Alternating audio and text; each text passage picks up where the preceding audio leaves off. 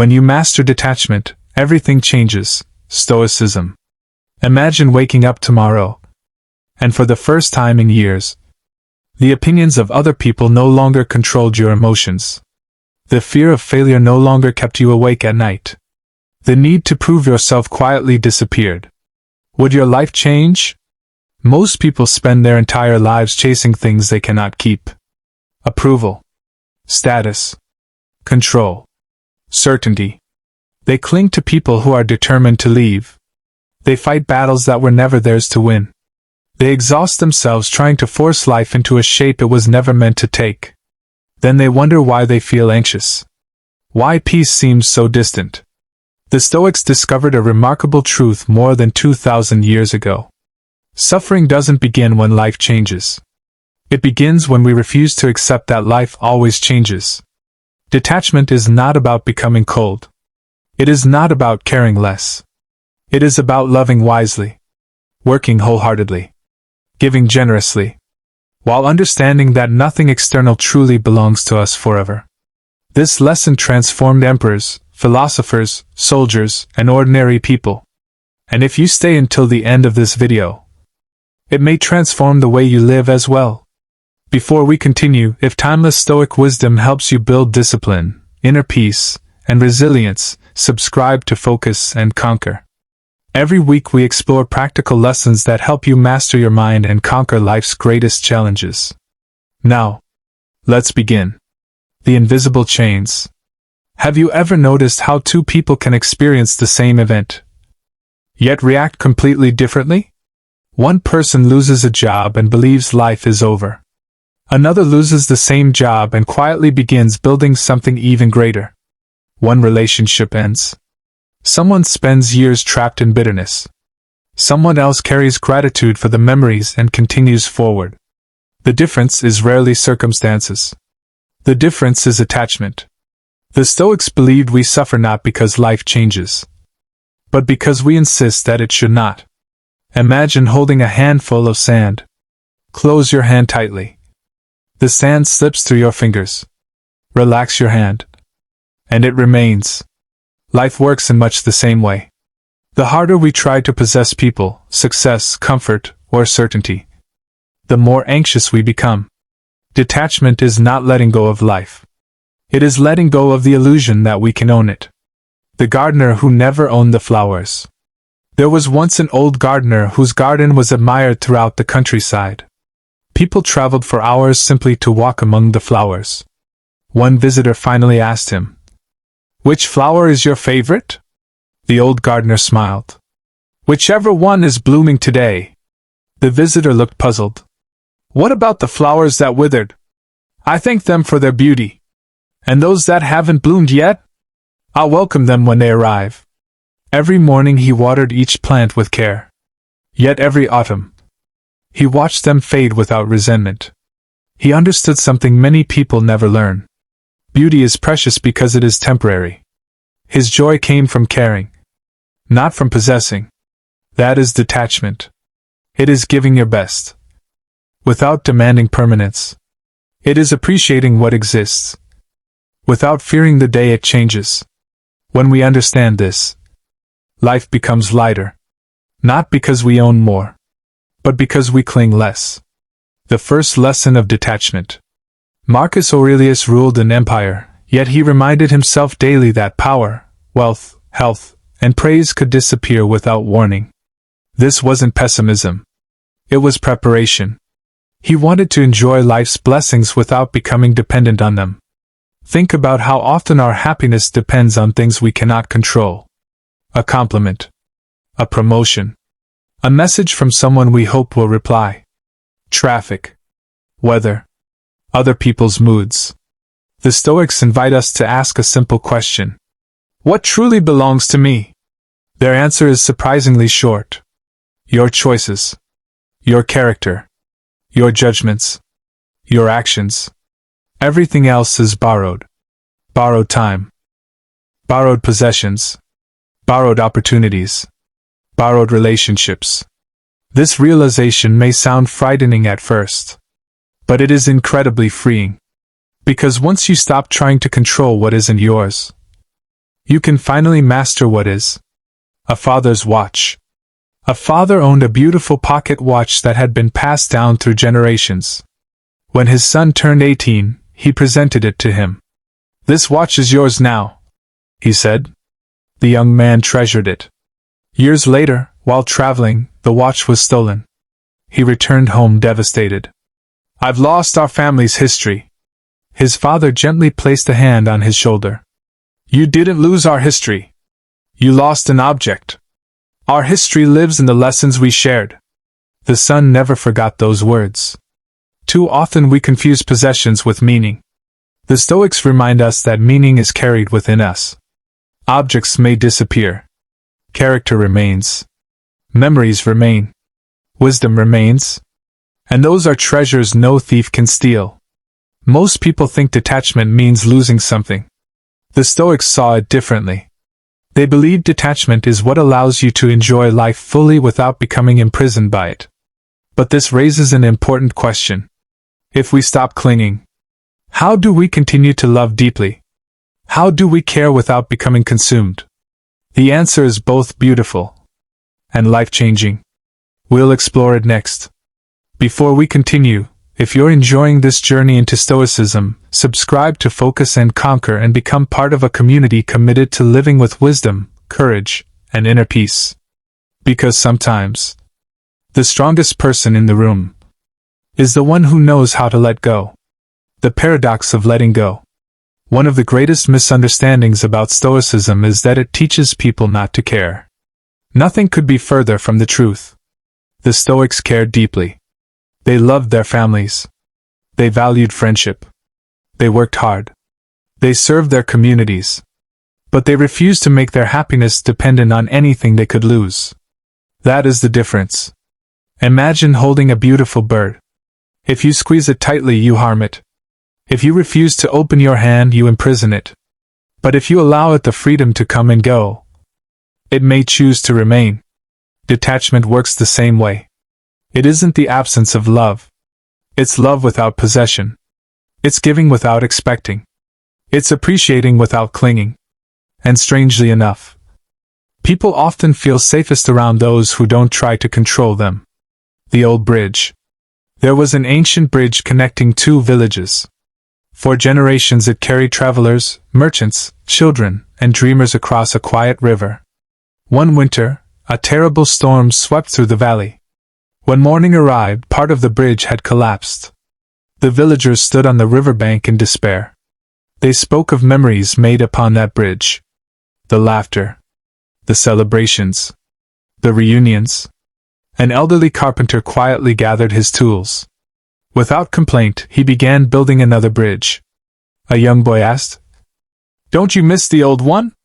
The carpenter smiled. "I honor it by moving forward, not by refusing reality." Those words spread throughout the village. Years later, people no longer remembered the storm. They remembered the carpenter. Life will remove bridges. Relationships change. Careers end. Children grow. Parents grow old. Nothing remains exactly as it was. The Stoic does not deny the pain. The Stoic simply refuses to let pain become a permanent home. When your peace depends on others. Have you ever waited for someone to reply to your message? You check your phone. Minutes pass. Then hours. Without realizing it, your mood begins to depend on something outside your control. Most of us have lived this way. We wait for approval, recognition, applause, an apology, a compliment. We unknowingly hand the keys to our peace over to other people. Epictetus warned that if your happiness depends on what another person chooses to do, you have surrendered your freedom. That idea can feel uncomfortable, but it is also liberating. Because it reminds us that peace is an inside job. You cannot always control whether someone appreciates you, but you can control whether you continue to appreciate yourself. The moment your self-worth stops depending on other people's opinions, everything begins to change. The musician who stopped chasing applause. A gifted violinist spent years performing for crowded halls. Every concert ended the same way. He judged himself by the applause. If the audience stood, he felt worthy. If they remained seated, he questioned his talent. One evening an older musician watched him pacing backstage. "You don't play music anymore," he said gently. "You play for approval." Those words struck him deeply. For months he reflected on them. Slowly he changed. He began practicing because he loved the music. He performed because it brought beauty into the world. Something unexpected happened. His performances became richer, more authentic. Ironically, the applause grew louder than ever. Not because he chased it, because he stopped needing it. The Stoics would smile at this story. When we become detached from the outcome, we often perform at our very best. Detachment is not giving up. Many people confuse detachment with quitting. They think letting go means lowering their standards, accepting failure, becoming passive. Stoicism teaches the opposite. Imagine an archer preparing to release an arrow. She trains every day. She chooses the finest bow. She studies the wind. She focuses with complete discipline. Then she lets the arrow fly. From that moment onward, the wind belongs to nature. She has done everything within her control. She cannot chase the arrow through the sky. Life works the same way. Study hard. Work hard. Love deeply. Give your best effort. Then release the outcome. This is not weakness. It is wisdom. Because the moment you become attached to results alone, fear begins controlling your actions. Detachment frees you to perform with courage instead of anxiety. The empty cup. There was once a successful merchant who believed he had mastered life. He owned beautiful homes, fine clothes, expensive horses. People admired his success. Yet inside, he felt restless. One day he visited an elderly philosopher. Without speaking, the philosopher poured tea into the merchant's cup. He continued pouring. The tea overflowed. It spilled across the table. The merchant quickly interrupted. "The cup is full." The philosopher smiled. "So is your life. You keep filling it with possessions, praise, and achievements. But you've left no room for peace." The merchant sat silently. For the first time in many years, he understood. Detachment is not about having less. It's about needing less. The less your happiness depends on the world, the more peaceful your life becomes. A lesson from the oak tree. Deep within a forest stood a mighty oak. Nearby grew tall reeds beside a river. When violent storms arrived, the oak resisted with all its strength. The reeds bent with the wind. Season after season, the storms returned. Eventually, one fierce storm uprooted the great oak. The reeds remained standing. Why?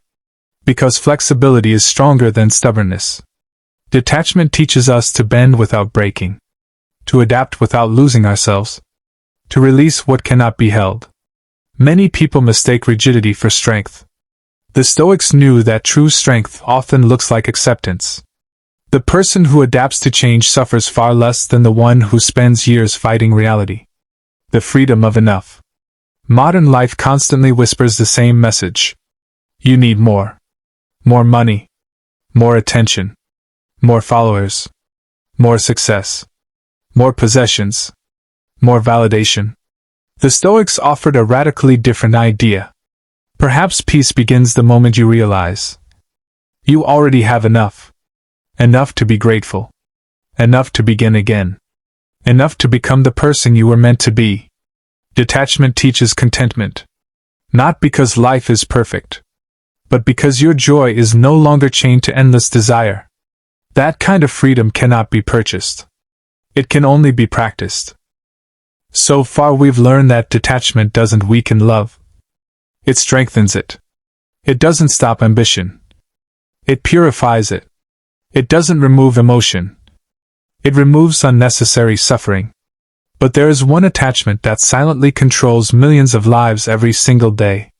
It has destroyed friendships, ruined careers, and prevented countless people from becoming who they were meant to be. It is the attachment to other people's opinions. And once you learn how the Stoics overcame it, you may never seek approval in the same way again. If these lessons are helping you grow, subscribe to Focus and Conquer. Together, we're learning that true strength isn't found in controlling the world. It's found in mastering ourselves. The prison you cannot see. There is a prison with no walls, no locked doors, no guards standing watch. Yet millions of people spend their entire lives inside it. It is the prison of other people's opinions. Imagine waking up each morning and allowing strangers to decide your mood. One compliment makes you feel valuable. One criticism makes you question everything. One rejection convinces you that you aren't enough. Without realizing it, you become a passenger in your own life. The Stoics believed that this was one of the greatest forms of slavery. Not because other people control you, but because you give them permission to. Freedom begins the moment you stop asking, "What will they think of me?" and begin asking, "Am I living according to my values?" That single question has the power to change an entire life. The sculptor and the crowd. There was once a young sculptor whose dream was to create something extraordinary.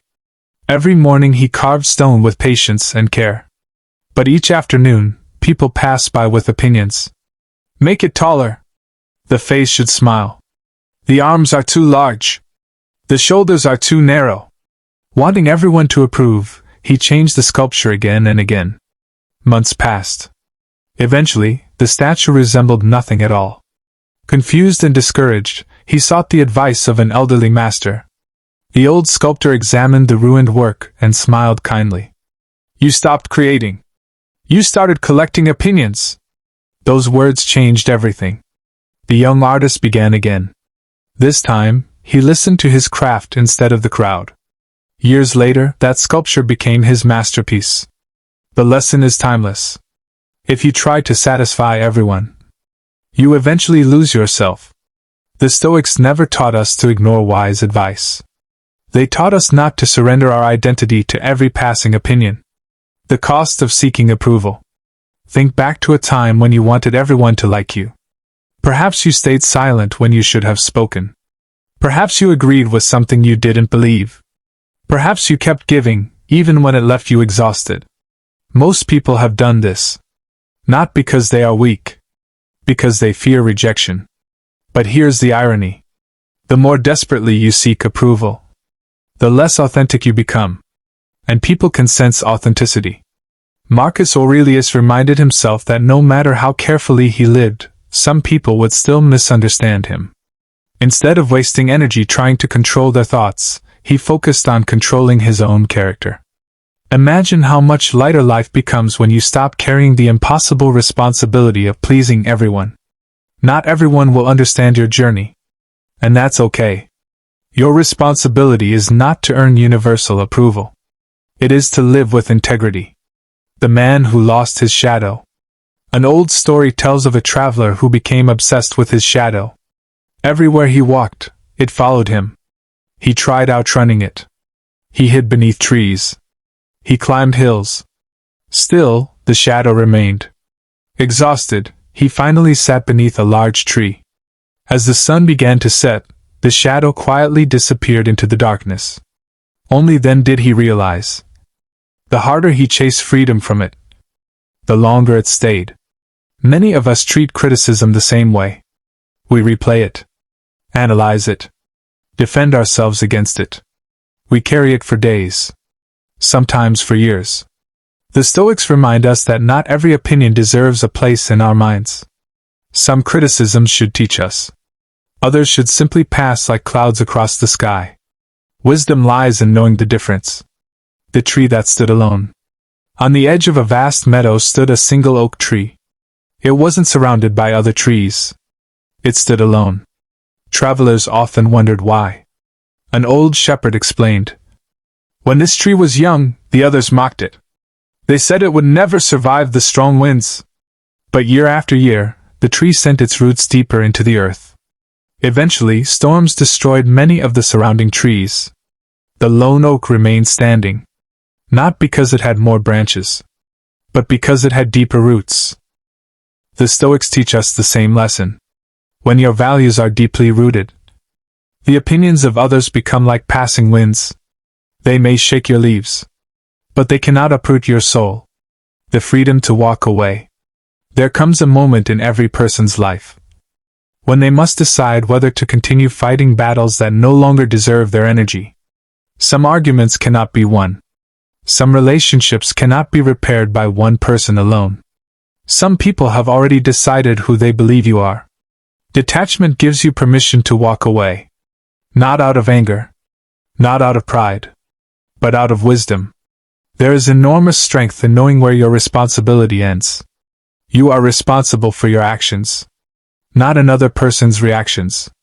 You are responsible for your honesty, not whether everyone believes you. You are responsible for your kindness, not whether everyone appreciates it. When you truly understand this, peace quietly enters your life. The river never looks back. A river never pauses to regret yesterday's path. It doesn't cling to the mountain where it began. It doesn't argue with fallen branches blocking its way. It simply continues, flowing around every obstacle, moving steadily toward the sea. Imagine if we lived the same way. How much suffering comes from replaying yesterday? The conversation we wish had gone differently. The opportunity we missed. The mistake we cannot undo. Seneca often reminded himself that life moves forward whether we accept it or not. The question isn't whether change will come. It always will. The question is whether we will move with it. Detachment means releasing the past, not because it didn't matter, but because it no longer belongs to us. The greatest gift you can give yourself. There is a quiet moment that arrives when you finally stop fighting reality. It doesn't happen with fireworks. It doesn't happen all at once. It begins with a single decision. The decision to release what you cannot control. To stop demanding certainty. To stop carrying resentment. To stop measuring your worth by applause. And in that moment, something remarkable happens. The weight you've carried for years begins to lift. Not because your circumstances suddenly improve, but because your relationship with them changes. That is the heart of Stoicism. Life outside may remain uncertain, but life inside becomes steady. We've explored detachment from possessions, from outcomes, from approval, from the past. But one final attachment remains. It is the deepest attachment of all. The attachment to fear itself. And once you learn how the Stoics face fear with calmness and courage, you'll understand why mastering detachment doesn't make you emotionally distant. It makes you truly free. If these timeless lessons are helping you grow stronger, subscribe to Focus and Conquer. Because every week, we explore practical Stoic wisdom to help you master your mind, strengthen your character, and live with greater purpose. The final chapter is still ahead, and it may be the one that changes your life the most. The last thing we must detach from. There is one attachment that quietly follows every human being. It wears many disguises. Sometimes it appears as anxiety. Sometimes as procrastination. Sometimes as perfectionism. Sometimes as the desperate need to hold on. But underneath every disguise, it is fear. The fear of losing. The fear of failing. The fear of being rejected. The fear of growing older. The fear of beginning again. The Stoics never claimed that fear could be eliminated. They simply refused to let it become their master. Imagine climbing a mountain. If you spend every step looking down, terrified of falling, you may never reach the summit. But if you keep your eyes on the path before you, fear slowly loses its grip. Detachment from fear doesn't mean becoming fearless. It means refusing to let fear decide the direction of your life. The soldier who smiled before battle. An old story tells of a young soldier preparing for his first battle. The night before, he couldn't sleep. He imagined every terrible possibility. He pictured defeat, pain, failure. The next morning, he noticed an older commander calmly polishing his armor. The young soldier asked, "Aren't you afraid?" The commander smiled. "Of course I am." "Then why are you so calm?" "Because fear has already demanded enough from me. If I give it today as well, I'll lose twice." The battle ended before sunset. The young soldier carried those words for the rest of his life. How often do we suffer twice? Once in imagination, and again in reality. Seneca observed that we often suffer more in our imagination than from the events themselves. Detachment begins when we stop rehearsing disasters that may never arrive. When life doesn't go as planned, there comes a moment when every carefully designed plan begins to unravel. The promotion goes to someone else. A friendship slowly fades. A business struggles. A dream takes far longer than expected. At first, we resist. We ask, "Why is this happening to me?" The Stoics encouraged a different question. What is this trying to teach me? That small shift changes everything. Obstacles stop becoming enemies. They become teachers. Marcus Aurelius often reminded himself that what stands in the way can become the way. A closed door may quietly guide you toward the one that was always meant for you. Not because the universe owes us anything, but because every challenge offers an opportunity to develop courage, patience, wisdom, or resilience.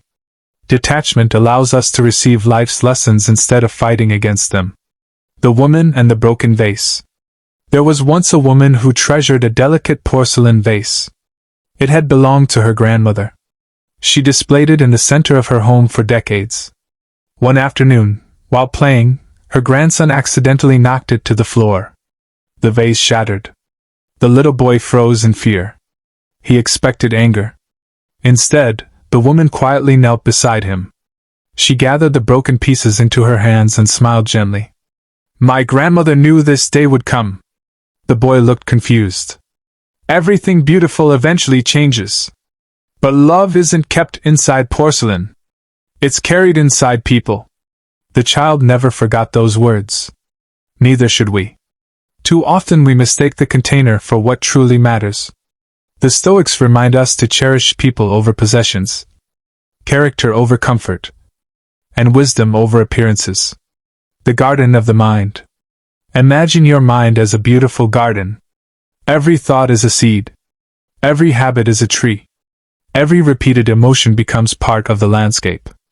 Now imagine planting fear every morning, resentment every afternoon, comparison every evening. What kind of garden would grow? Detachment is the careful work of removing weeds. Not because weeds never appear, but because we refuse to let them take over. Peace doesn't arrive by accident. It is cultivated. Every day you choose gratitude over bitterness, patience over anger, acceptance over resistance. You are quietly tending the garden of your soul. Years later, others will admire the peace they see in you. Few will realize how much work it took to grow it. The freedom that cannot be taken. History is filled with people who lost everything. Their homes, their wealth, their titles, their comfort. Yet some remained remarkably calm. Why? Because they possessed something no circumstance could steal. Their character. Epictetus was born into slavery. Yet he became one of history's greatest teachers of freedom. His message was simple. If someone controls your body, they have not necessarily controlled your mind. Real freedom begins within. The Stoics believe that once you understand this, no insult can truly diminish you. No praise can inflate you. No loss can completely destroy you. Because the most valuable part of you was never something the world could give or take away. A letter never sent. An elderly man spent years writing a letter to someone who had deeply hurt him. Every few months, he would take out the paper and add another page. He never mailed it. One spring morning, he carried the letter to a quiet hill overlooking his village. He read every word one final time. Then he folded it carefully and placed it into a small fire. A traveler passing by asked, "Why didn't you send it?" The old man watched the smoke rise into the morning sky. "Because forgiveness was never about changing them. It was about freeing myself." That is detachment. Not pretending pain never existed, but refusing to let yesterday continue stealing today. The quiet power of letting go. There is a strange kind of strength the world rarely notices. It belongs to the person who no longer argues over every insult, who no longer chases every opportunity for recognition, who no longer fears every uncertain tomorrow, who no longer measures success by applause. Instead, they wake each morning with quiet determination. They do what is right. They speak with kindness. They work with discipline. They love without trying to possess. They rest without guilt. They release what cannot be controlled. This is not a dramatic transformation. It is a quiet revolution. One decision, repeated every day, until peace becomes your natural state. As we come to the end of this journey together, I want you to imagine yourself many years from now. You are sitting quietly as the sun begins to set. The noise of the world has faded. The endless race for approval no longer matters. You look back over your life. Will you remember how many arguments you won? How many strangers approved of you? How many possessions you collected? Probably not. But you will remember the peace you cultivated, the courage you showed, the people you loved, the kindness you gave without expecting anything in return. You will remember the moments when you chose wisdom over pride, acceptance over resistance, freedom over attachment. That is the life the Stoics hoped we would live. Not a perfect life, a peaceful one. So beginning today, release what was never yours to control. Treasure what is before you. Walk your path with courage. And remember, detachment is not about loving life less. It is about loving it so deeply that you no longer try to imprison it. If this message has encouraged you to see life through a new lens, subscribe to Focus and Conquer and join us for more timeless Stoic wisdom, practical self-mastery, and powerful lessons for living with clarity, resilience, and purpose. Until next time, guard your character, protect your peace, master your mind, and conquer your life. Thank you for watching.